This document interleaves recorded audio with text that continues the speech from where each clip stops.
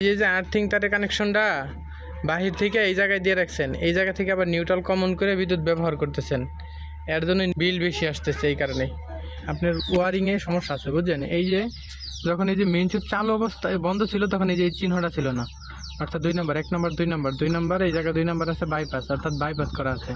তার মানে প্রথম এটা ছিল না, চিহ্নটা ছিল না। যদি মেইন সুইচ বন্ধ করে দেন এই চিহ্নটা চলে যায়, আর মেইন সুইচ চালু থাকলে এই চিহ্নটা থাকে। তার মানে আপনার ওয়ারিংয়ের সমস্যা আছে। আপনার সামনে দিকে সরেন, আপনার ঘরে দেখি মেইন সুইচ কো, মেইন সুইচ এটা এই যে এই জায়গাতে একটা সমস্যা আছে। এই যে আর্থিং তারের কানেকশন এটা এই জায়গায় দিয়ে রাখছেন লোডের থেকে।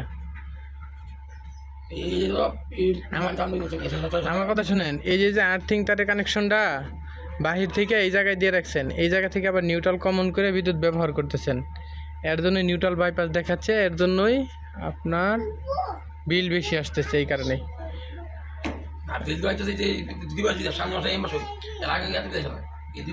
না, সমস্যা হইতে তো যখন সমস্যা হয়েছে তখনই চাইছে, বুঝছেন না? বিচ্ছিন্ন করে দিই, যেহেতু এটা লুডের আর্থিং তারে নিউট্রাল, আর এটা ব্যবহার করা আপনার দরকার নাই। এটা বিচ্ছিন্ন করে দিলে এই নিউট্রালটা এই জায়গায় লাগানো ছিল।